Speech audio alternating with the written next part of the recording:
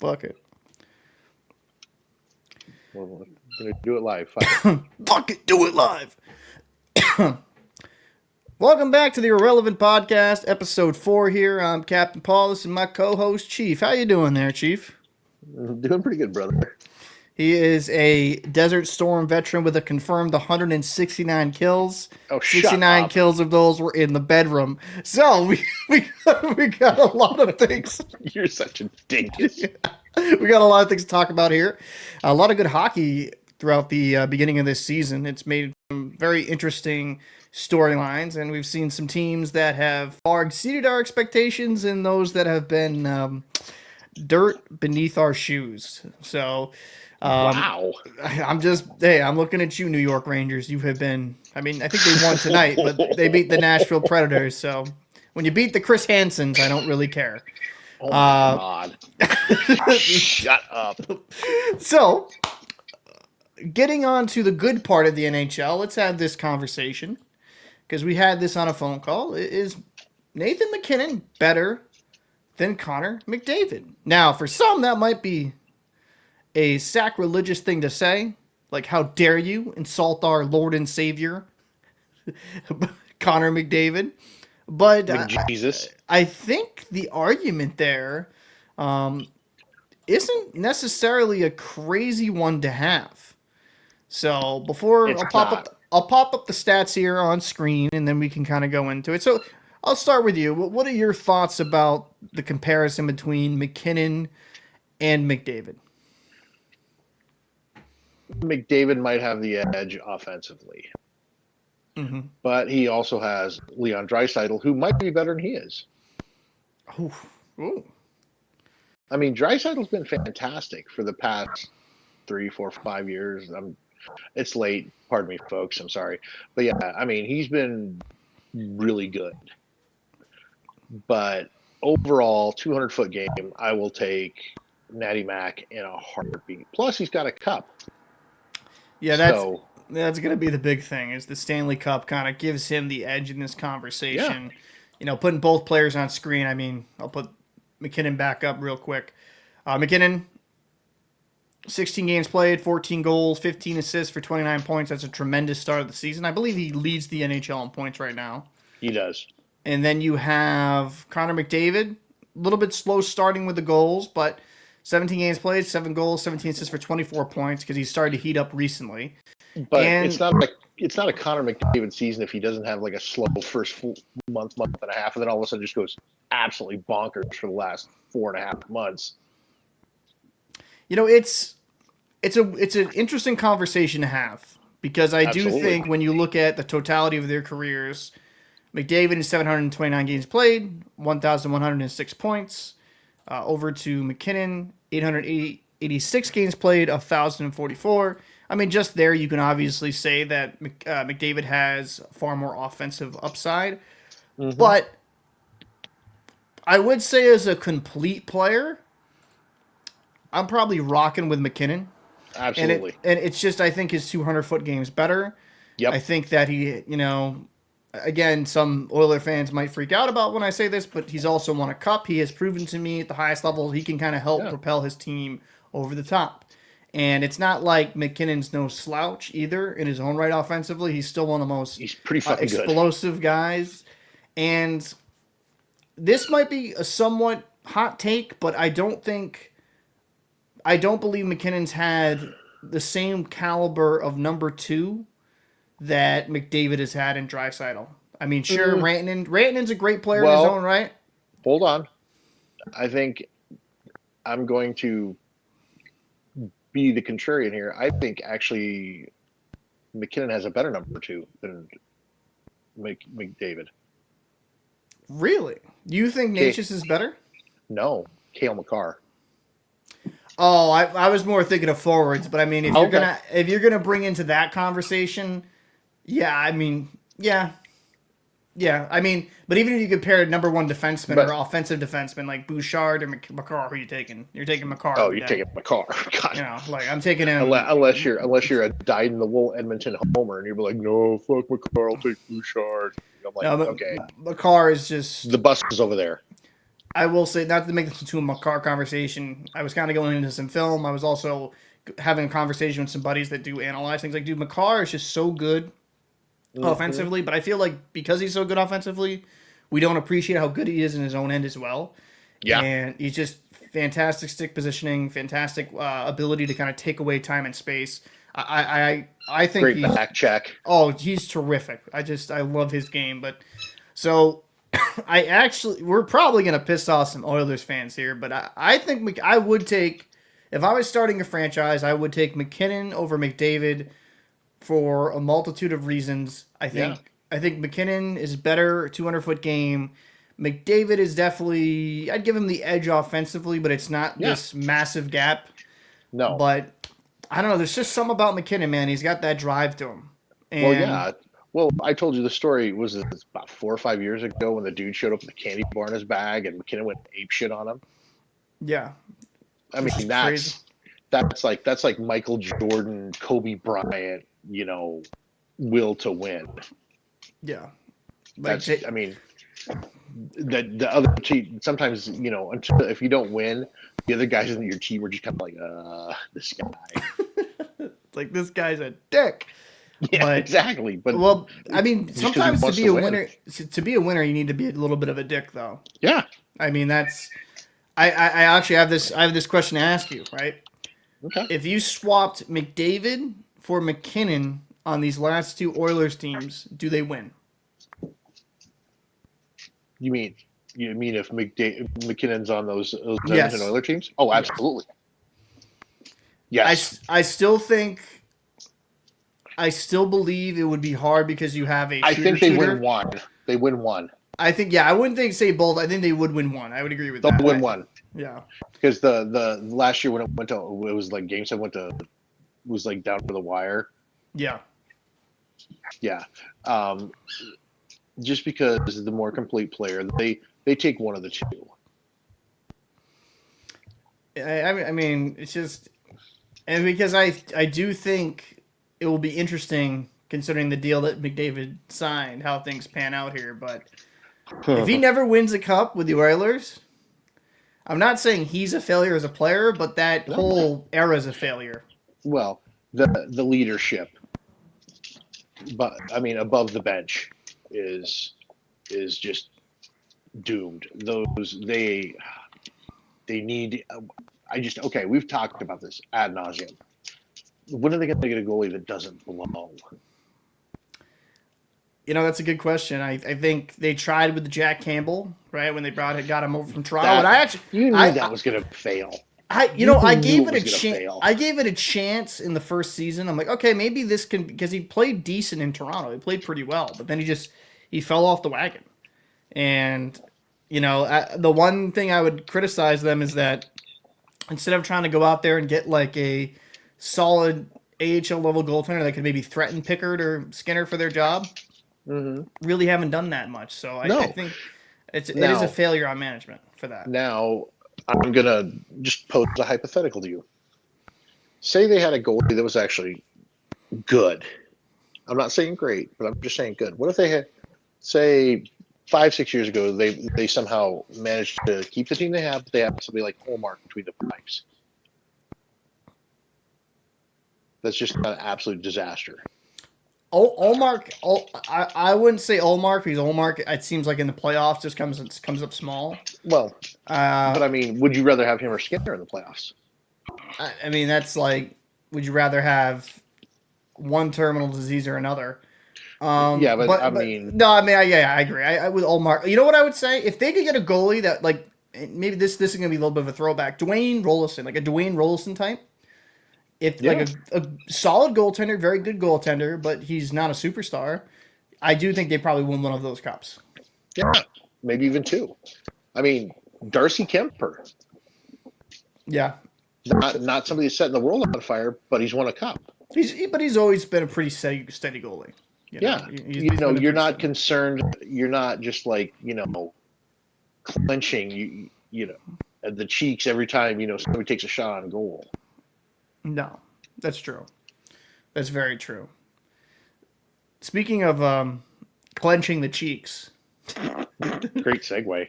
is Toronto fans right now as we speak that they're very the teams. Honestly, your call of them potentially missing the playoffs could be very right, and it gets into this conversation that was Mitch Marner, who's had a very good start to the season with the Vegas Golden Knights. Was he underappreciated when he was with the Toronto Maple Leafs? 14 games played, 4 goals, 14 assists, 18 points, a +9, doing what he's always done, been a phenomenal playmaker, and can bury the biscuit a little himself. Is this just kind of a showcase that maybe it was Toronto and not him? It could be. Well, Las Vegas does play a tighter defensive system. Yeah. They've got better goaltending. He has put himself in a very good position to make a deep run into the Cup Finals. Yeah. Because Toronto, like Stolars or Wall, I was just like, yeah. Yeah, it's like it's not necessarily the best situation in Toronto when it comes to goal. Do you want to get in the Cadillac or get in the Pontiac? Well, for them, it would be kind of a Nissan Altima, a really piece of crap car. But no, like I think, to me with Mitch Marner, he was blamed by a lot of Leafs fans, just I think solely which just the whole composition of that team was just doomed because you didn't have a goaltender that was worthy of making a run to the Cup. No, this Toronto team, Stolars has come back down to earth this year, right? I'm going to kind of share the screen of it here. I've never been that impressed with Stolars personally. He had a fantastic year last year, and I can't take that away from him. And he was an okay backup. He was a very good backup actually for Bobrovsky in Florida, right? Yeah. But this year, 12 games, 6 wins, 5 losses, 1 overtime loss, an 889 save percentage, 3.35. That's good. That's like Jeremy Swayman numbers. Hildeby's the backup now because Wall's out for personal reasons, I believe. Let me check. Was he going? Is it family or is it the Valenchuskin special? I don't know. I'll have to look into that because I just saw that. But I think, looking at the team as a whole as it's constructed, I mean, it's an okay team. I mean, you got Austin Matthews, you have Nylander, Tavares kind of does his thing, but kind of, I don't know, like just lines 3 and 4, nothing really spectacular. No, nothing that scares you. Defensively, you're one of your best 2 defenders are Carlo and McCabe. Like this team, the Maple Leafs are not a good hockey team. Like into the sense of like where people are putting them towards the top end echelon part of the league, where I just don't believe they're at. I think the Leafs, they're good. Like they're gonna have nights. Mid. Yeah, they're gonna have mid. They're gonna have nights where they play extremely well, and then they're gonna have some nights where it's like, is that the Marlies playing? And I don't. Sick burn. I don't see them doing anything this year. I really don't either.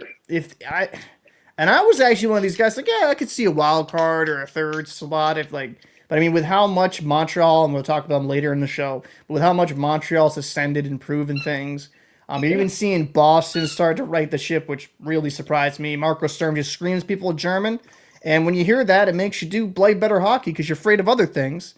And I think when it comes down to it, I just look at the Atlantic and their situation, and I think Stolar's coming back down to earth, and he could possibly bounce back, but I don't know. It's hard for me to do anything.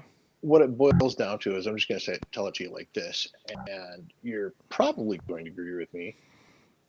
There is nothing about Toronto that scares you. No. I mean, maybe Matthews' hairline, but it's about it. Because to me, I mean, Matthews is going to get his. It's just No, he's a the sun phenomenal rises, skill the sun scorer. sets. But the only other dude they really have is Nyes. Oh, they have Nylander. I mean, Nylander, yeah. Nylander, nice. I mean, so Nylander, Nyes, and Matthews. When you go past those three, who do they really have? they have an old man Tavares who, for what he is, can produce. But yeah, I mean, I'm not going to disagree with you. Like losing Marner, a part of the core four, is what all Toronto fans used to call him. I think was a big loss, and I think you're going to see most likely the best version of Marner in Vegas, because getting away from that toxicity, which is the Toronto fan base. I know you guys are passionate, and I'm not trying to paint you all with a broad brush, but excuse me, can't even speak. Some of you people are just, I mean, some of you are just over the top ridiculous, and I could understand why that gets a little bit old. But it's like it's like listening to New York sports radio. Yeah, it's just too excessive. So I think him being there in Vegas is good for him, and it just the odd offense that they're missing it. Like that offense, like Toronto was able to outscore a lot of their issues in the regular season, and I like the move they made for getting Carlo. I think McCabe can be a solid defender. I think that there's some nice pieces there, but when I look at that roster, I'm like, yeah, you have a few players that you got to be careful about, but outside of that, like you said, is anybody that really puts the fear of God in you? Not really. Not a soul. Not really. Not a soul. So, speaking of a team with a ton of soul, a ton of heart, are the Anaheim Ducks for real? And we kind of called it, though, on this show. We both thought very highly of the Ducks going into this season, right? We had a show about it. Looking at the Anaheim Ducks and what they have done thus far. I'm going to have to actually zoom this in because it's a little... Anaheim Ducks... Why did that just do the inverse? Oh, that's why. Anaheim Ducks, 15 games played, 11 wins, 3 losses, 1 overtime loss for 23 points, leading the Pacific Division. Love to see that with the squeaky toy in the background of your dog. God damn it, Mika. It's fine, bud. It's fine. We're professional here. That's why we're the Irrelevant Podcast. We get squeaky toys, the full 9 kids. But on a 7-game win streak, the hottest team in the NHL right now. And it's not just 1 or 2 players that are, doing their thing, and then it's just there. It's a bunch of kids. I mean, listen, Leo Carlson has 25 points on the season.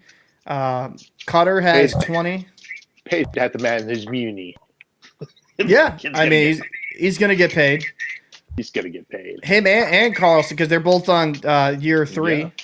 Yeah. And then you have Chris Kreider, who has revitalized his career in Anaheim and has found out how to score pucks and put them in the back of the net. 9 goals in 11 games. Incredible. In the basket, yeah. And I think overall, just look at the top line. Look at the age. Outside of old man Kreider, who's 34, look at the age. Schneck, 19, McTavish, 22, Cutter, 21. They're all Terry, 28. Carlson is 25. And I think it seems like this year is finally the year that they kind of took that next step. And it makes me wonder, you got rid of Zegras, and Zegras has done pretty good in Philly, don't get me wrong. Yeah. But you got rid of Zegras. Maybe that was the best of both worlds. You get that kind of discontent out the locker room, and they're doing well. And then when you look on the back end, I mean, Jacob Trouba is looking like the old Jacob Trouba. Yeah. He's productive. He's averaging 22 minutes time on ice, second most on the team. And in Mitnyukov and Moore, you have some younger guys here that are also, contributing, and will probably their roles get expanded throughout the season with Zellweger as well. And the goaltending, Dostal has started off the season a little bit rough, but I think that was kind of more of the defensive around him. But I think he'll kind of get back to form. This is a scary team. Yeah. Michael Granlund's currently out, but he was on a heater, 8 points in 8 games played.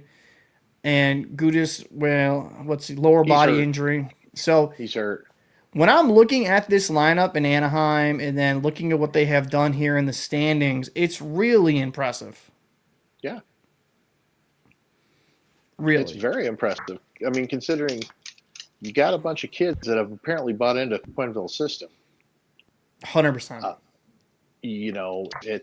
But I will say one thing, though. Tomorrow is their litmus test. Yeah. Because they play the Avs in Denver.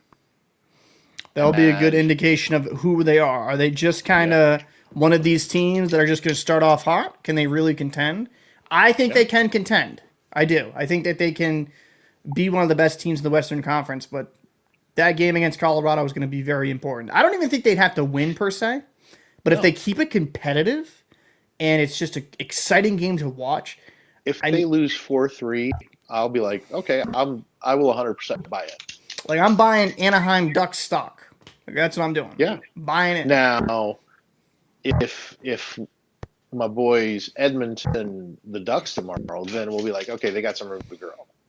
Yeah. I mean, if it's a blowout, it's like that'd be bad. But, I mean, still, they've been on a 7-game win streak. You kind of expect a little bit of a lapse at times, but I don't foresee that happening. I think you're gonna. I don't either. I think they're gonna really play up to that competition and play a really damn good game. I think it's good for hockey. I think it's good for Anaheim because the last time they were really relevant in like a playoff contender was like with Jaguar and that. I mean, with Hiller after Jaguar with Hiller, they were a little bit competitive too. But I mean, really, like I remember those Anaheim Mighty Ducks at the time with Paul Correa, Timo Solani. I mean, a coin. They had so many good players on that roster. Niedermeyer. Niedermeyer. Yep, thank you. Actually, that's a good one. I always think of the other brother in was it New Jersey? And well, everybody forgets about him. Yeah. Like, Scott Niedermeyer, New Jersey. I'm like, well, no, Rob was pretty good. Rob was good. He was really fucking good. Rob was pretty solid. So I think that like when it comes down to it, I really hope for a nice little age of a golden era for Ducks fans because they've not been a very good team for a very long time now, and I think been about 10-15 years.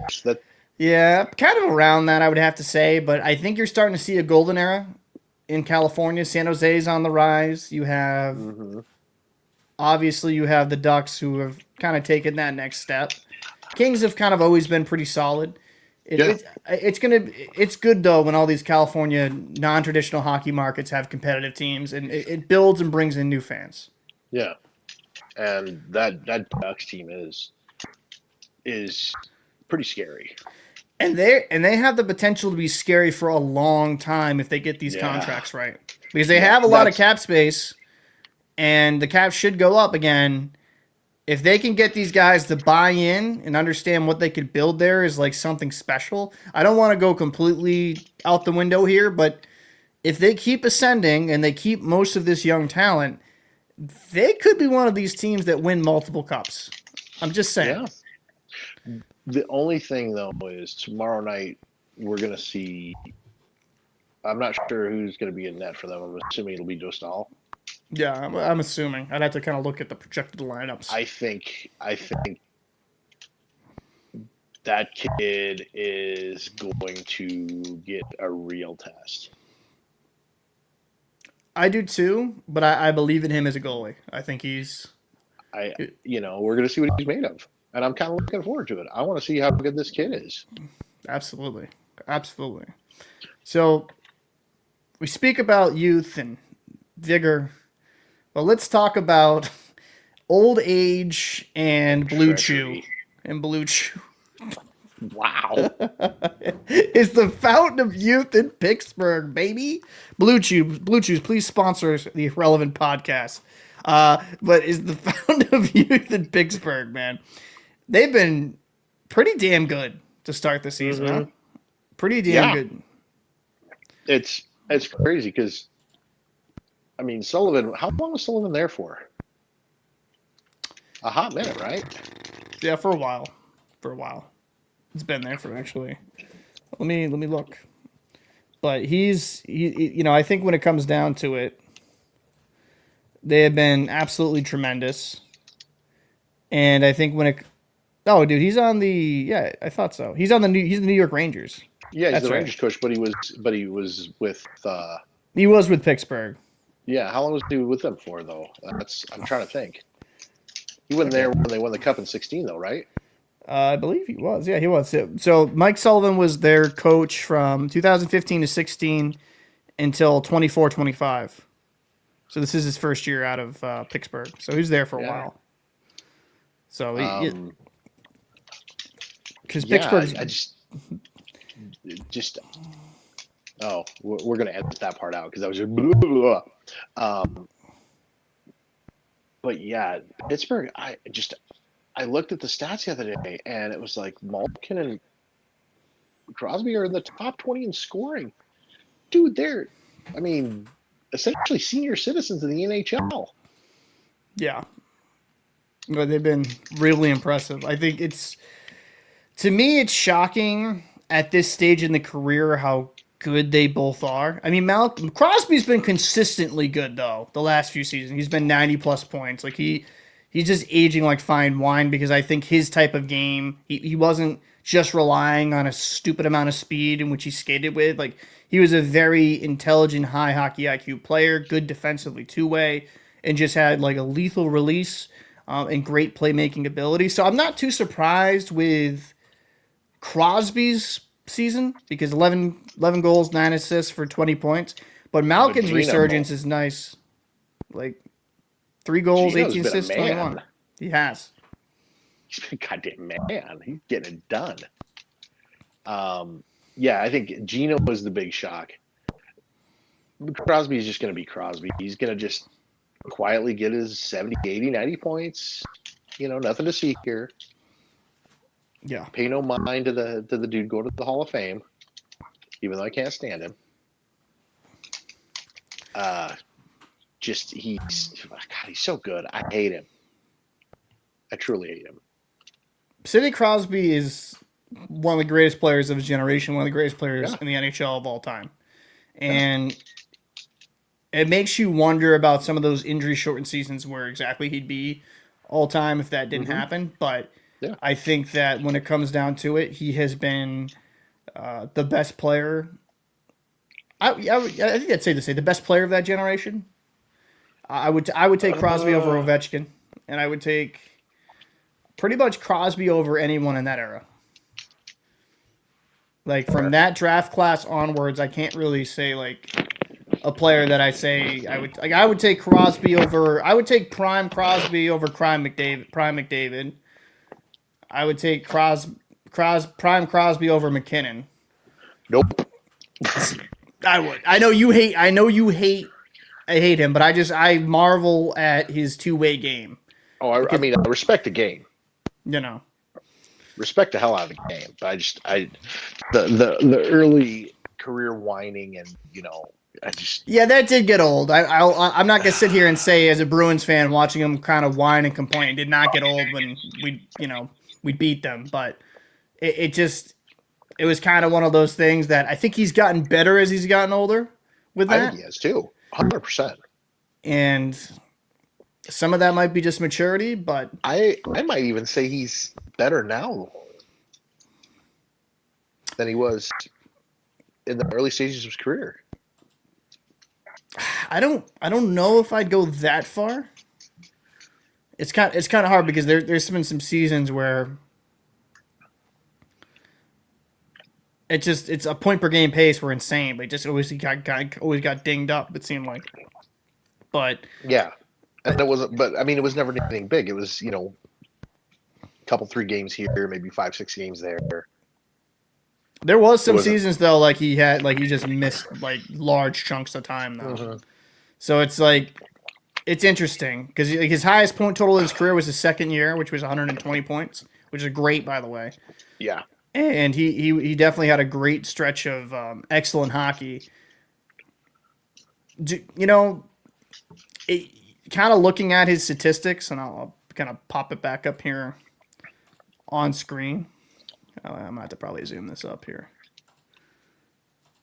Popping back up his statistics. The most impressive thing to me, right, is last 3 seasons in his late 30s, 91, 94, 93.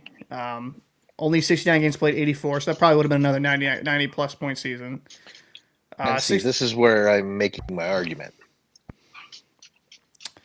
But then it's like it's hard because early in his career, like look at these stretches: 102, 120, 72 points, 53, 100, 103, 109. I would say at this generation or this era of hockey was far more. You could get away, like it was a little more physical than it is today. I don't think that's crazy to say.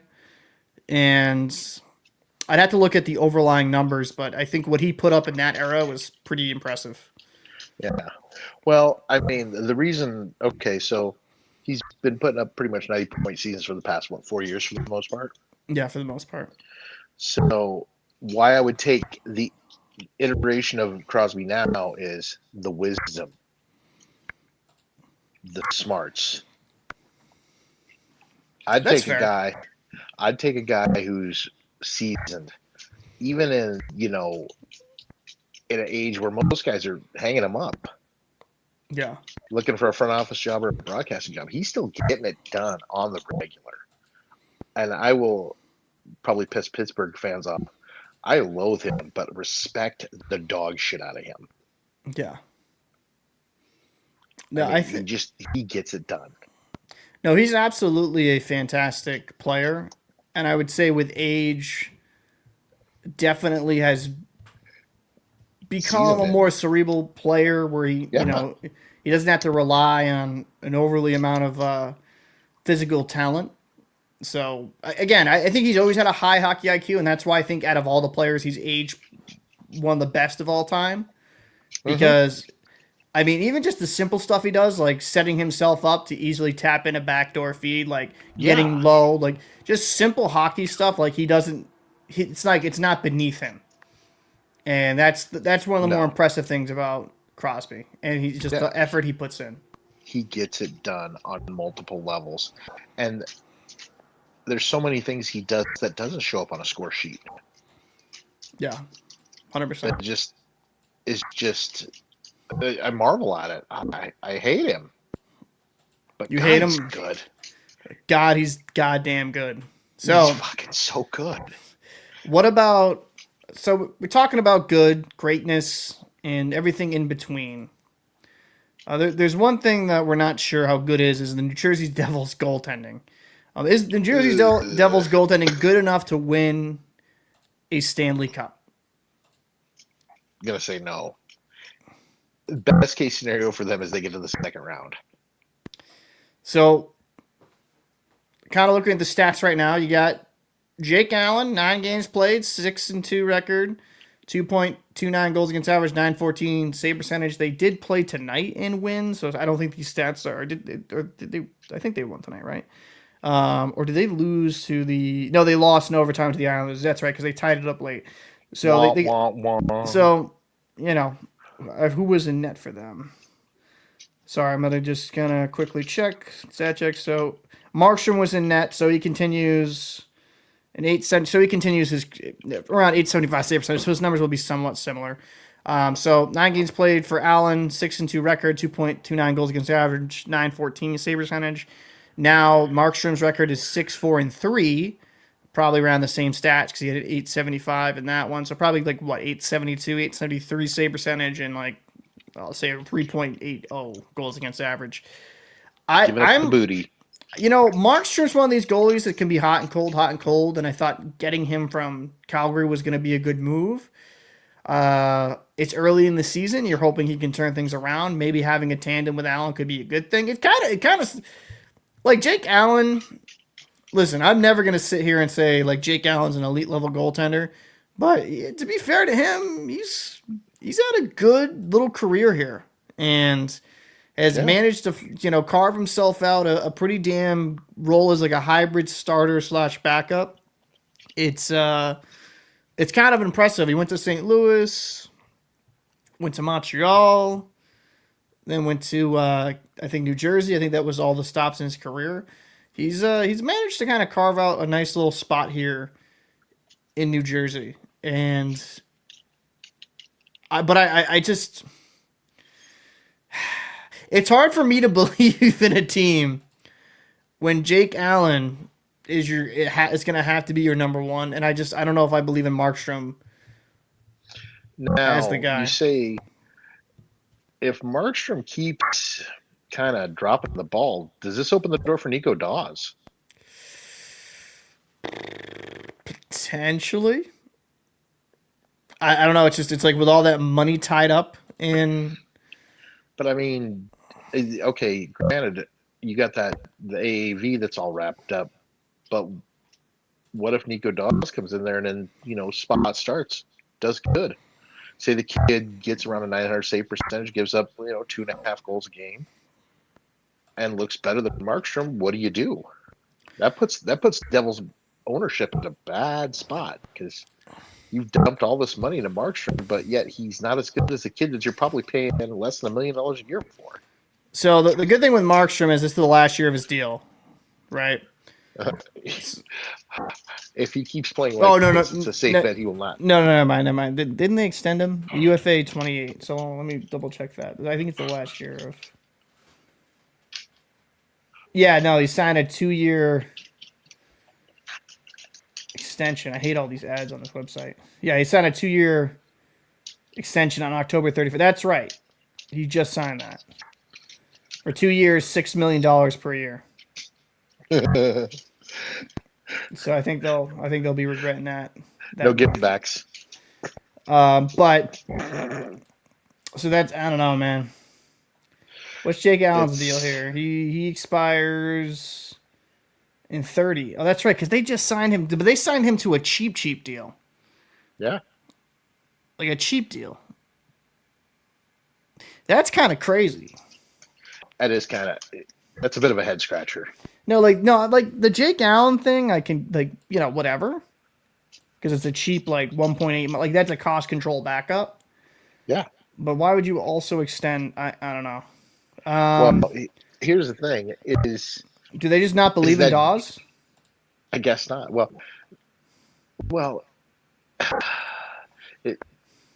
what kind of position is it going to put the Devils' ownership in if Markstrom's just kind of flames out and Jake Allen becomes the guy, Nico Dawes becomes the backup? You got a $6 million AHL guy up at Albany playing for the AHL. So this is this is the interesting thing here, right? Just kind of going into Dawes stats. Let's kind of see here. Utica this year he's playing phenomenal. 942 save percentage, 1.51 goals against average. He did well in his one start this season with the Devils. Last year with the Devils, he played pretty well in some spot time. With Utica, kind of a substandard stats, and then with Dawes, when he had a little bit more of a sample size, and Drew's the year before, it was kind of meh. Maybe Dawes could just be. It looks like Dawes is kind of a tweener. I don't know, because even some of his AHL stats aren't necessarily amazing. But I mean, kind of going. Sorry, I just wanted to go down that wormhole. Yeah. But going back to, I don't think their goaltending is good enough right now. I think they have everything. Some people are like, oh my God, the Devils are so good. Devils got so injured last year. It should have been expected they were going to be good this year if they stayed healthy. They have a great hockey team up front, on the back end. But I think Jake Allen's obviously played really well, and I think it would be a cool story if he could really just have a absolute heater of a year. But it's kind of hard to rely on a guy like Jake Allen and expect him to help win you a Stanley Cup. I mean, crazier things have happened. I mean, we saw Vegas win a cup with their fourth goalie in the rotation. Yeah. So I'm not saying it's unprecedented, but and who's not to say Jake Allen just doesn't go on a hell of a run the rest of the year. Wins 30, 35 games. Maybe gets a little sniff of the Vezina consideration. I mean, but Devils fans be crazy. Oh my God, they'd be fucking just jumping out of their skin. But then, as good as that is for the Devils, it's also shitty for the Devils because then what do you do with a $6 million pile on in Markstrom? Eat that contract and enjoy it, or trade him to buy a him team. out. No one's gonna buy that out. I don't believe. No one's gonna pay. I mean, the Devils would have to buy it out and release him. Or they would have to trade him and retain half of his cap. Oh, but who's going to take him? Some team. Edmonton? Toronto? I mean, I don't know. I mean, I think there's some teams that would probably take us, like, if they could get him for half price, if he keeps struggling, they'd be like, oh, maybe a new scenery could work. I mean, I think Markstrom's probably better than Skinner. I mean, I don't know. I would take Markstrom over Skinner. I mean, I would take. I'm actually not going to say that because it's going to get me banned on YouTube. Anyways. Moving on. So, the Montreal Canadiens have had a great start to the year. Is Montreal the best team in the Eastern Conference? I mean, as of right now, I have to say yes. I mean, who's really better right now? I mean, look at their Carolina, New Jersey. So let's see. You got Montreal with 10 wins, 3 losses, 2 overtime losses for 22 points. Tremendous start to the season. Dobish has played out of his mind in net. Mm-hmm. And then you got Devils. We talked about them. Carolina. Pittsburgh's been well. I genuinely kind of going up and down this lineup. I mean, you got Caulfield with 18 points, 12 goals, 6 assists. You know, he's putting the puck in the back of the net. Nick Suzuki, 20 points, 4 goals, 16 assists, setting him up. And then Newhook's having a good year, 12 points, 15 games played. Kapanen, 10 points and 15 games played. Demidov, the Russian rookie, he's having a very good start to the season, production-wise, 13 points and 15 games played. This is a young team. Last year they made the playoffs, and it looks like they're starting to kind of make that next jump on the back. You want to know something crazy? Think about this. Demidov puts up 70 points. Most years that would be good enough to get you the Calder. It might get him third in the Calder this year. I know, which is just insane. Goes to show a good rookie class, though. Oh, dude, the past 2 years, the rookie classes have been pretty strong. Pretty damn strong. I think, and then on the back end, you got Noah Dobson, who they got from the Islanders. Then you have Lane Hudson, who we all know what he does. Yeah. If you've seen him skate, he's beautiful, fantastic skater. A good puck mover. And, you know, he won the Calder last year, right? If I remember correctly. Yeah, I think he won the Calder last year. Yeah. But Matheson doing his thing. The thing is, Dobish has been the guy. 920 save percentage. Because Montembeau's not been good. Now, I don't think all of it's on Montembeau. I think sometimes a little bit of lit down in front of him. But yeah, I mean, Dobish has definitely been the better goaltender. And if you're a Habs fan, you're over the fucking moon. And yeah. Because you have Fowler in the system that's going to be coming, a big prospect. He's looked at as like their future number 1 goaltender. I think he's in Laval right now. Okay. And he's doing pretty good in Laval. I'm going to pull up the stats here. I think he's doing pretty good in Laval. But like I watched him in Boston College. I'm a BC Eagles fan. And yeah, he's I'm sorry. I'm sorry my team's excellence. But North Dakota fight and sue, eat a bag. Yeah, the only thing you're fighting is like wins. I think when it comes down to you need to stop that bus on the side of the pretentious turnpike, young man. In Laval, he's doing 7 games played, 2.29 goals against every 914 save percentage. Boston College, he was like the best goalie in the NCAA. He has all the makings of being an elite goalie in the future. He's only 21, so I don't think they're going to see him for like a season or two. Who knows? I get worried when they kind of bring up goalies too early because I think it ruins their development. Like I think just let them marinate in the minors for a few seasons, get used to the pro game, and go from there. But I would actually agree with you. I think Montreal is the best team in the Eastern Conference. I think they have such a nice mix of some youth and some veterans. I think their young players are continually improving, and what they have in the pipeline, like they're just going to keep getting better. And what I said last year stands. This Montreal Canadiens team and this pains to say as a Bruins fan, is going to be a playoff caliber team for over the next decade. Yeah. They're going to be damn good. Damn good. And that's not good for everybody else in the Eastern Conference. No.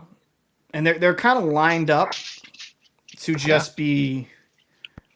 This is another team, like we talked about the Ducks. I could see the Habs, if everything is done correctly, and even maybe the occasional splash signing or trade, a team with this core, with the amount of talent that it has, could win a cup or two or multiple. Who knows?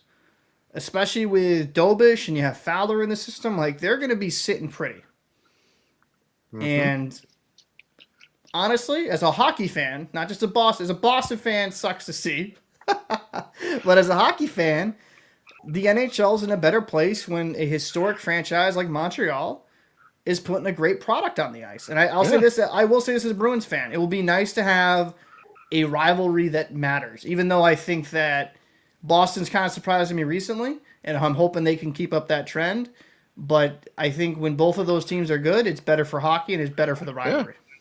Yeah. Well, because it's kind of funny because I was just looking, I had to look at something. It's funny when in Montreal your old guys are Patrick Laine and Nick Suzuki, and they're like barely 30. I know. I was just like, I had to look. I was when you were mentioning the veterans, I'm like, Jesus Christ, Patrick Laine is 28. Yeah, he's the old man there. 27, 28. Yeah, that's your two old guys, and then you forgot Slafkovsky, who's gotten better. I was worried because remember all the hype when they drafted him. What was it, 3 years ago, 2-3 years ago? Yeah, and he kind of really didn't do anything, and now he's kind of getting better. Because God, he's a big kid. He's big. I don't think he was ever going to be like a 120-point type scorer or anything crazy, but he had everything in his build. I mean, last year, he's had back-to-back 50-point seasons. And I think that, sure, maybe that's not what some Habs fans want, but if he just becomes a habitual 50-plus point guy, that's a good NHL level player. And I think there's more there. I think he's only 21. I think if he just keeps getting more comfortable at the NHL level, keep improving, who's to say? Maybe this guy could become a consistent 60, 70-point guy. I think he could. He could become kind of their Chris Kreider light. Yeah. You know, just stuff him in front of the net on the fucking power play and let him deflect everything. Well, Chris Kreider, that's a crazy skill Kreider has. I got to give that to Kreider. He's got insane hand-eye coordination. Yeah, I mean, if you can get a 6'3", 225-pound kid that just wants to sit in front of the net on a power play, hell, yes, all day. So I'll ask this: do you think the Montreal Canadiens finish first in the Atlantic?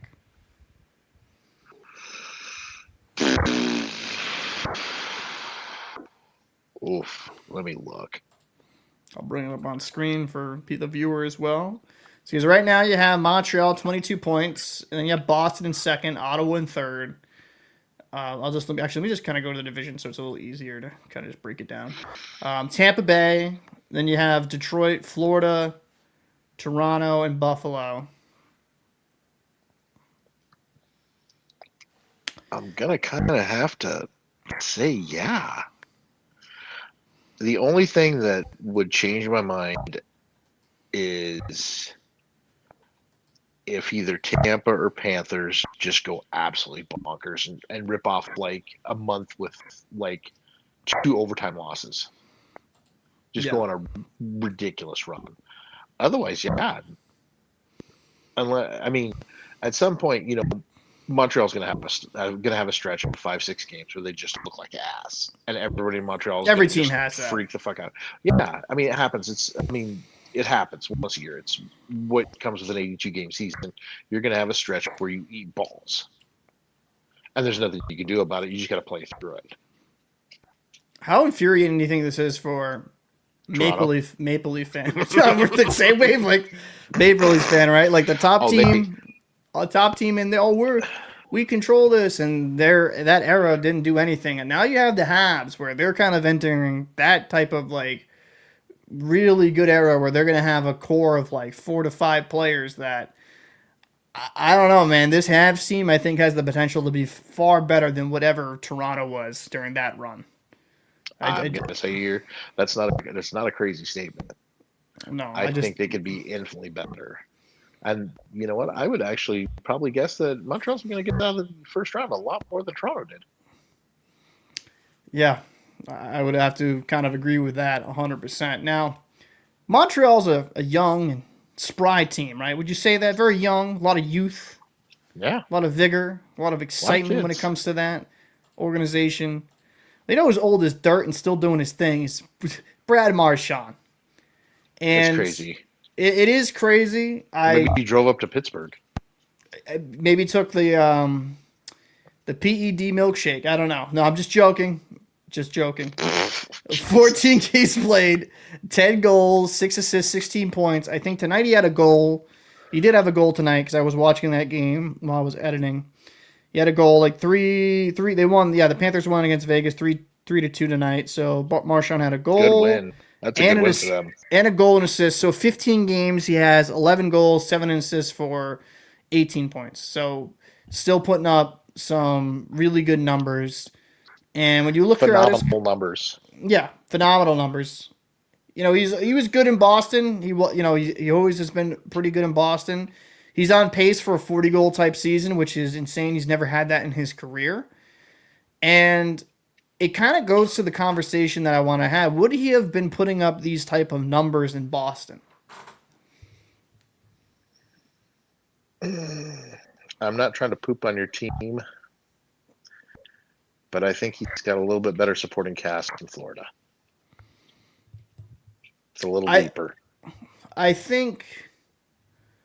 I wouldn't even say that's crazy to say. If Barkov and Tkachuk were healthy, I'd agree with that. You know. So I agree with that. It's impressive to me that he's done this with some key players out.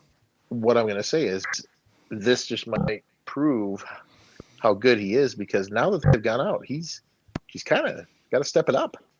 And he has been in a big way. Yeah. In a big way. I mean, is it safe to say that he's helping carry the team right now in their absence? No, I don't think it's crazy at all. I think he's been one of their best players, and that's a real pleasant surprise, I think, for their fans. I mean, he's their leading point scorer by a large margin, because like Lundell, pull it back up here on the screen. You know, Lundell's their second leading guy with 11 points in 16 games played. Sam Reinhart, 9 points in 16 games played. Yeah. Who's going to end up with 40 goals and 10 assists? Yeah, pretty much it looks like. It's kind of crazy. So he's been and hello, can somebody track down Sam Bennett? Yeah, that contract, Sammy -7. Where are you? That contract's looking rough now. Yeah, it is. So this is the thing, but I imagine Sam Bennett will turn things around. But it's impressive that with the two top guns gone, Marchand's been able to really become their main focus and stay competitive. But I will say this, and this is going to probably tick off some Bruins fans. I agree with you, actually. I don't think he would have been able to replicate this in Boston. No. I don't even think it's just because of the supporting cast, because I would take the Bruins with Barkov and Tkachuk out. I think the Bruins have relatively a similar supporting cast, because Elias Lindholm was injured. He's injured, but he was playing fantastic. Kushtinov has kind of jumped into that role. I think Boston's problem is I think they have too many third-line players that are kind of up and down the lineup. That fucking pylon. And I think when it comes down to it, unless he had a good game against Toronto, I'll give it to him. But, I mean, a broken clock is right twice a day, 2 times in the same day. But when it comes down to it, I don't think he was a good captain. And I think if he stayed in Boston, it would have just continued that toxic environment. Yeah. And I think it was a good decision for both parties. Mm-hmm. And it looks like that Dean Letourneau kid, that was actually the Ottawa draft pick, but he looks like he'll be good. So that's a separate point. But with the Florida Panthers, when they got a draft pick back, sure, it's going to be what it is, but I don't think they would have been able to make him fit underneath the cap, and I don't think the team would have been as good with Marchand there. No. I think there was just something No. about him as the C. He was a great guy with Chara or Bergeron that wore the C, but it was just something different when he had to put on that C. That just the team, I don't know, he didn't fit that role. So the metaphor I'm going to use, he's a better Robin than he's a Batman. Yeah, I mean that's fair to say. You know, Like he's better with the A than he is the C. I think he can be one of your best players, but he can't be the leader, if that makes sense. That's actually that's the conversation I've had with a lot of some Bruins fans about Pastrnak. I think he's a great player. I don't think he's a captain though. No. Doesn't have the personality. And see, type. a lot of times people just think, okay, since he's the best player on the team, he's got to wear the C. That is so not the case. Agreed. That's why I think Landeskog has the C. Right? Like, oh, even when the 3 years he was gone, he still had the C. Yeah, because nobody wore the C because was I want to say it was, I know MacKinnon has one of the A's, and I think McCarr had the other A. Yeah, they never took his C. No, it was a sign of respect, and yeah. And I mean, let's be honest, we didn't know if the guy was going to come back, and that was an amazing story. So yeah, but I think okay, I think Florida is the best situation for Marchand. Yeah, and I did say I thought the contract length wasn't smart because of a guy that's coming off multiple hip procedures, but I did say this first year I think he could be very good on that contract. I'm just worried about the back too, but it does look like it looks like he's aging fine. Yeah. And who knows? Maybe I'm wrong with that take, but it's just really friggin' impressive what he's done. It really is. To be at that age and to be the main focus offensively on a team. Yeah. Well, it kind of seems to be the trend right now is old guys having tremendous seasons. Dude, it's the AARP season, bro. Shut the fuck up. Dude, listen, that would be perfect sponsor. Like, can you not walk and you can't feel your hips? My name's Brad Marchand. My name's Sidney Crosby. My name's Kenny Malkin. Like, dude, it'd be great. It'd be great. That'd be a great sponsor, great ad. Listen, I'm giving them free game. Go out there, ARP. There you go. Get it.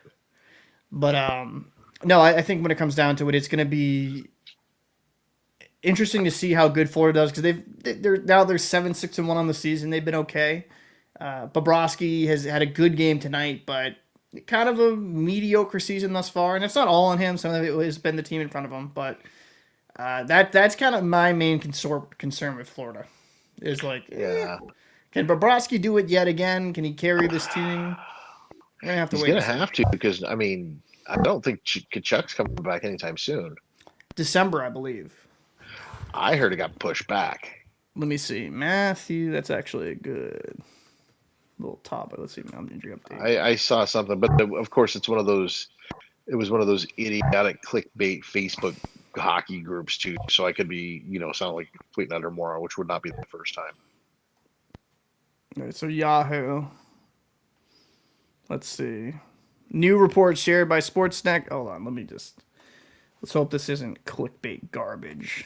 It's on Yahoo, which isn't necessarily like the most like, oh my god, that's hockey news. Like I'm done, but